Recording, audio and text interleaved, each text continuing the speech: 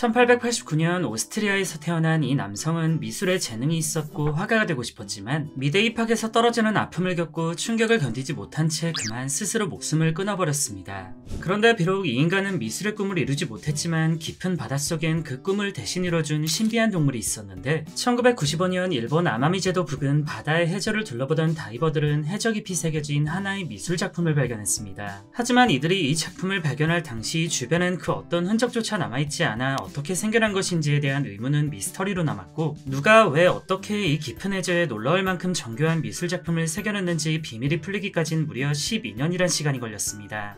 이 비밀은 미국의 한 과학 채널이 해양탐사 로봇까지 직접 제작하고 투입하고 나서야 비로소 그 실체가 밝혀졌는데 미대를 꿈꿨던 어떤 남성조차 못 이룬 미술의 꿈을 펼친 범인의 정체는 바로 흰점박이보고라는 물고기였습니다. 수컷 흰점박이보고는 짝짓기 시기가 되면 암컷의 관심을 끌기 위해 그리고 태어날 새끼들을 보호하기 위해 바다 밑바닥에 그림을 그려 보금자리를 만드는 습성이 있으며 이렇게 만들어 놓은 보금자리에 매력을 느낀 암컷이 찾아오면 약간의 사랑을 나눈 뒤 암컷은 알을 낳습니다. 이 과정에서 어떤 수컷은 해초를 물어와 꾸미기도 하고 또 다른 수컷은 조개 껍데기를 물어와 꾸미는 등 수컷들은 암컷에게 더욱 어필하기 위해 예술작품에 혼을 넣어 만드는데 이렇게 만든 보금자리는 직경 2m 정도로 10cm 정도 크기의 흰점박이보고보다 무려 20배 이상 거대합니다. 흰점박이보고가 이 거대한 문양을 만드는 데까진 약 일주일의 시간이 소요되며 이들은 몸과 지느러미를 이용하여 바깥에서 중심을 향해 모래를 파헤치며 조금씩 형태를 만들어냅니다. 다소 짠한 얘기지만 암컷들은 알을 낳은 뒤 곧바로 보금자리를 떠나버리기 때문에 남겨진 알들은 오로지 수컷 혼자 보호해야 하는데 수컷들은 알들이 부화하고 새끼들이 독립할 정도로 자랄 때까지 천적들로부터 목숨을 걸고 보금자리와 알을 지켜냅니다. 이후 큰 사고 없이 안전하게 새끼들이 떠나게 되면 흰점박이보고는 또다시 예술작품을 만들며 다른 암컷들을 기다리고 자손을 남기느냐 그러지 못하고 죽느냐는 이 보금자리를 얼마나 멋있게 만드냐에 따라 갈리기 때문에 정말 죽을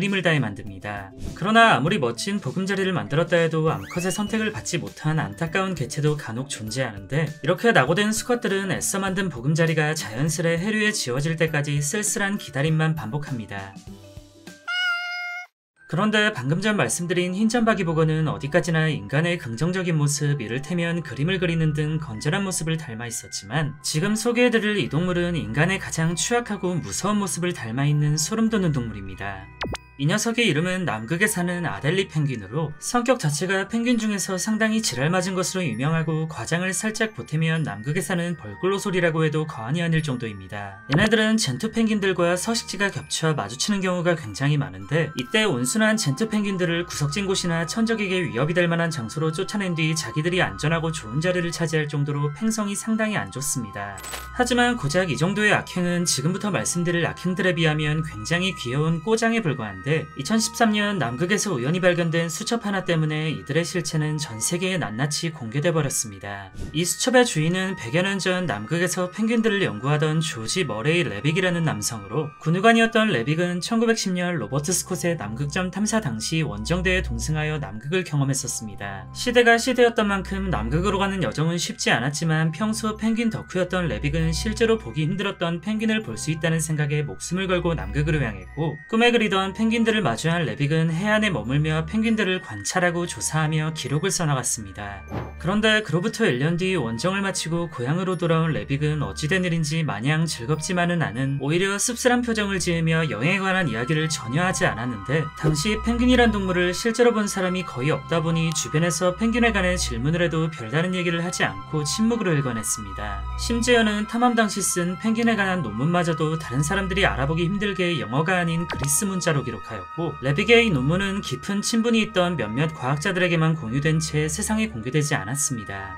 도대체 왜 레빅은 애써 만든 펭귄에 관한 논문을 사람들이 보기를 원치 않았고 낯선 그리스 문자로까지 기록하며 비밀을 유지했을까요? 이에 관한 비밀은 앞서 말씀드린 수첩이 발견되면서 그가 왜 그런 행동을 했었는지 100여 년 만에 밝혀졌습니다. 이 수첩은 레빅이 펭귄을 탐사할 당시 실수로 잃어버린 것으로 추정되는 수첩으로 남극의 눈이 녹으면서 100년 만에 발견되었는데 수첩 안에 적힌 내용은 실로 끔찍한 내용이었습니다. 탐험 첫날부터 레빅은 6마리의 수컷 아델리 펭귄이 한 마리의 암컷을 집단 폭행하는 것을 목격했고 인간 외에 다른 동물이 행한다고는 차마 상상조차 못했던 물건을 대가로 짝짓기를 하는 말도 안 되는 순간까지 목격합니다. 아델리 펭귄은 조약돌을 모아서 둥지를 짓는 습성이 있어 조약돌의 가치를 매우 높게 평가하는데 이들 사회에선 이 조약돌을 마치 화폐처럼 취급했고 수컷들은 조약돌을 대가로 암컷들과 짝짓기를 하고 있었습니다. 여기까지만 보면 단순히 동물들의 구애 중 하나라고 여길 수도 있지만 이들의 범죄는 여기서 끝나지 않았고 조약돌만 받고 짝짓기를 거부한 채 도망가버리는 암컷부터 암컷과 수컷이 짝짓기를 하는 도중 몰래 조약돌을 훔쳐가버리는 암컷까지 끊임없는 범죄의 현장이 반복되고 있었습니다. 레빅은 이 모든 과정을 지켜보면서 기록하며 큰 충격을 받았지만 동물마다 짝짓기의 특성이 다른 만큼 최대한 이해해보려 했는데 문제는 그 다음이었습니다.